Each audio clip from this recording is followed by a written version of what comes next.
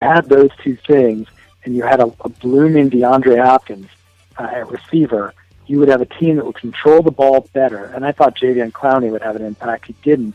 But to me, that's the key. Going into next season, your listeners need to focus on which defenses, which players come off of bad seasons, and there are reasons why they came off those bad seasons, and those reasons no longer exist this season. In other words, the problems that occurred, if they no longer exist, you can start these guys with greater confidence and get some steals in the process. Final one, B.J. Rudell, as we're going over some of his fantasy football for winners, preseason predictions. You got this one, too, as you said. Toby Gerhart, so many people were on that train at the start of the season. I remember people drafted him in second and third and fourth rounds of their drafts. Ridiculous. Somebody did in ours, too. I think somebody took him way high in our league. They definitely took him in the top 6 rounds in our league. But you said he would not even be a top 30 running back. He finished double that outside of that, 61st in most scorings there, as a lot of people were way wrong about that one. I don't know how they thought so. I didn't get it to begin with. Like, he didn't do anything for me in Minnesota either, man. Like, I did not see why people were all on the Toby Gerhart train at all. It was pretty shocking, and I think the reason was, and I got a lot of flack for this pick earlier in the season. I got a lot of flack on Sports Illustrated. When I did a column on him at SI.com, I got 20 comments. Almost all of them were, "How could this person write for Sports Illustrated? Why are they letting idiots?" Literally, some of this stuff it's pretty rough, I gotta say. They get me the same way, brother. They get me the same way. Like, no wonder you're on the internet, man, because you don't think Johnny Manziel's going to be any good. And I'm like, well, who's right now, you know? So, anyways. And the key is it's all about what happens at the end. You know, if you're right at the end, none of it matters. And the fact is, the people who wrote that stuff, they're probably saying right now, "Oh yeah, I never thought Toby Gerhart would be any good." I wrote a detailed post. I pulled it up here from August 20th of this year when I named Toby Gerhart, that he wouldn't be a top 30 running back. ESPN had him number 22. CBS Sports had him number 15. And the reason was they saw a guy and they're saying, this guy's going to rush for 20 carries a game. Look at what he did in Minnesota. Imagine if he, gets 250 rushes. He's going to be 1,000 yards, 8 touchdown guy. It doesn't work that way. And I think, I'm not trying to knock these experts out there, but when you think two-dimensionally, your results are going to be two-dimensional. You got to think three-dimensionally. There's more than just they did this here, so therefore they can do this there. It's a different offensive scheme. It's a different offensive line, different competition. Toby Gerhart was a backup in Minnesota. In Jacksonville, he was competing, and it wasn't the preseason he was competing, but Denard Robinson, Jordan Todman, Storm Johnson, they were very capable running backs. And the problem with having confidence in a guy like Toby Gerhart is that when you've got 3 younger players who are somewhat gifted on the range of moderate to gifted running backs, you're not going to be there for very long, especially if you get nicked up or if you have a bad game. So Gerhart was a guy who, on my draft sheet, I named him 33rd, right between Stephen Ridley and Ray Rice. Obviously I didn't get Ridley or Rice right, but the key was Gerhart was the most overrated guy in the draft, probably next to Pierre Garçon. Those two probably combined. And I was predicting, I think, pretty much about 500 yards for the guy.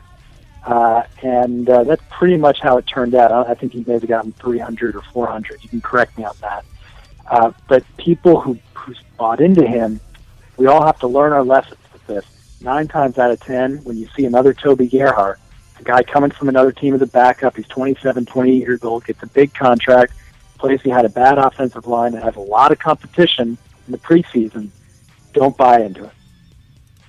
Absolutely, my man, B.J. Rudell, laying it down. Some gospel there from our guru. And that's our final disclosure on this season's Fantasy Football for Winners and how things worked out. Now you know Why? Come August, when I say BJ's coming on board, man, it's time to start doing the fantasy. Now you know why you listen, And hey, I just want to say it's been fun, as always, all season long. And it'll be interesting to see as we hit free agency once the season ends, and the draft and all of that. And who, as you see, the tumultuous uptick of Cleveland has already begun here, as we are going to be new offensive core. I'm guessing there won't be a lot of Browns in your top 20 in various offensive positions, perhaps coming up this season. But I'm hopeful the defense. I'm hopeful the defense will do what I think they could have done this year if they had a more consistent offense.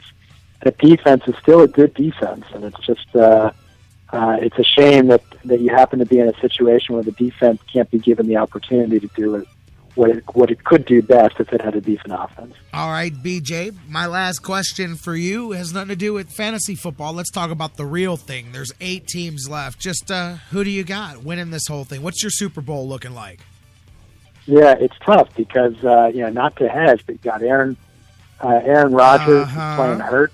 The latest word, he's got a tear in the calf. Did you hear that? Yeah, tear in the calf muscle just now starting to come out now. So that could be very bad for the Packers, The Packers looked unbeatable until suddenly Aaron Rodgers went out last week, and suddenly that collective fear from Green Bay fans and Aaron Rodgers fans and, Randall Cobb, anyone who likes anyone on the Packers is suddenly wondering, is this not going to be the year? And it's hard to imagine that it will be the year, given what happened. Seattle is finally clicking. As long as the offense doesn't, as long as Russell Wilson is able to manage the game, the defense is starting to swing, and upward in the right time.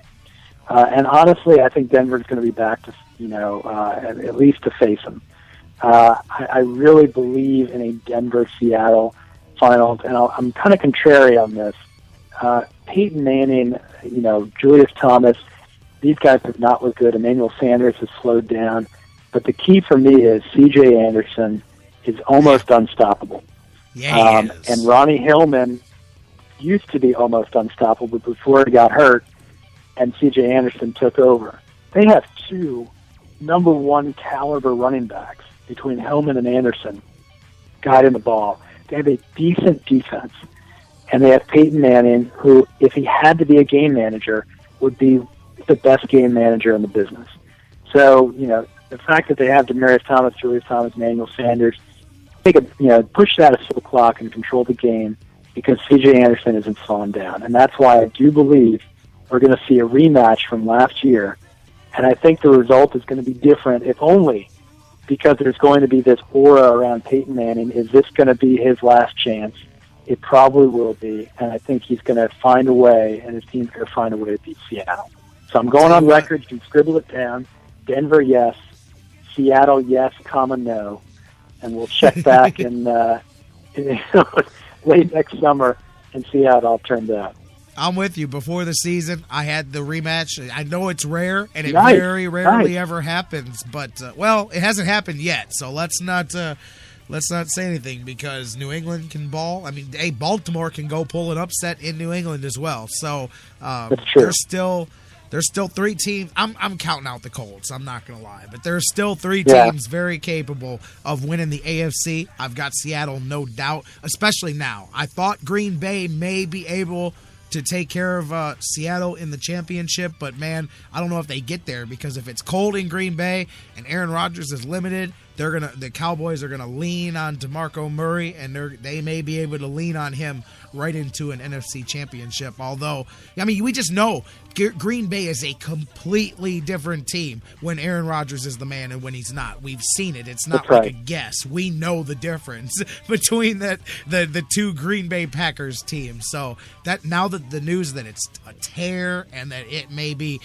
even more limited than people were worried, that worries me about them. So yeah, Seattle, Denver, and I think you may be right. I love Seattle to repeat, but man, that running game that Denver's got going now could be all the difference in the world, man. We'll see. Hey, BJ, enjoy your I guess time away a bit here, your off season, and I look forward to catching up with you this summer and doing it again.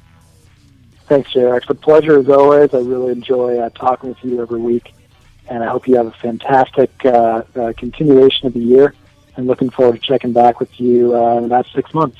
Same here. BJ Rudell, thank you very much. And, of course, you guys can always keep up with him on Twitter at BJ Rudell and on Facebook at Fantasy Football for Winners. BJ, my friend, enjoy your summer and spring, and we'll catch up in a few months. You too, man. Take care. You got it. BJ Rudell, thank you so much. Always a pleasure all season long. Such a great time talking to BJ every week. And as you see, he's got the goods that come with it to pay the bills. We'll talk about the rest of that, wrap it up. Hey, phones are open.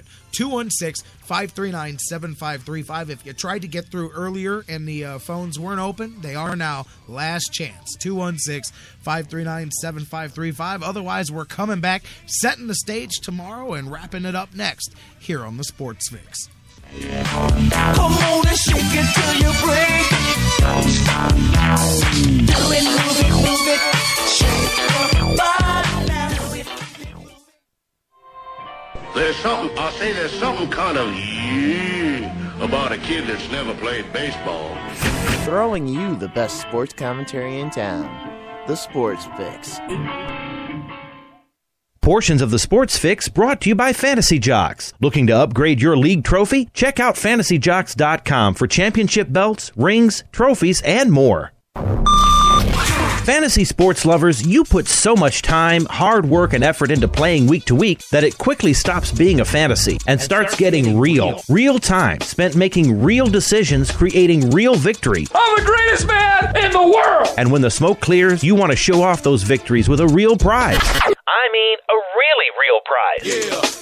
Nobody does that like Fantasy Jocks. The crew over at Fantasy Jocks have beautiful, high-quality, and heavy-duty championship belts, rings, trophies, and so much more for all your fantasy sports needs. The trophy's 12 feet high, and it is glorious. Football, baseball, hoops, you name it, they have it. Plus, they have awesome draft kits and party supplies to make all your preseason activities the envy of everyone. If your league needs a ring, belt, or trophy, or you want to upgrade what you already have, there's literally only one place to go. If you're going to be a fantasy jock, do it right. It's mine, the most magnificent belt ever created, and it's mine. With America's fantasy sports superstore, fantasyjocks.com. Let's talk about the X's and O's of family entertainment. Every parent in Ohio knows the importance of being able to draw up an activity that'll get you out of the house for a couple of hours. But it needs to be affordable. It needs to be family-friendly. Above all, it needs to be fun. Now, let's talk about high school sports. Bang for your buck, school sports provide the perfect game plan for your family. You'll enjoy all of the drama and excitement competitive sports offer. You'll be supporting the future leaders of our community in a meaningful way. Best of all, you can take the entire family without breaking the bank. Heck, you won't even dent it. Now, enough chalk talk. Let's get out there and see what's playing at the high school in your community. School sports. Good for our kids, good for our community. This message presented by the Ohio High School Athletic Association and the Ohio Interscholastic Athletic Administrators Association. This is Josh Tom of the Cleveland Indians, and you're listening to the Sports Fix. This is how we do it. This is how we do it. Welcome back into the Sports Fix, live across the Sports Fix Radio Network. Hey, if today was your first time listening, yeah, this is how we do it. A little bit different, a little bit outside the box, and that's how we like it, man. Thanks to today's guests, BJ Rudell, who just joined us, Fantasy Football for Winners. Now you see why. Hey, I don't just have some guy on and say, hey, listen to this guy. He'll get you to the promised land, and always a good time all season long. Check him out always here during fantasy football season and online always at Fantasy Football for Winners.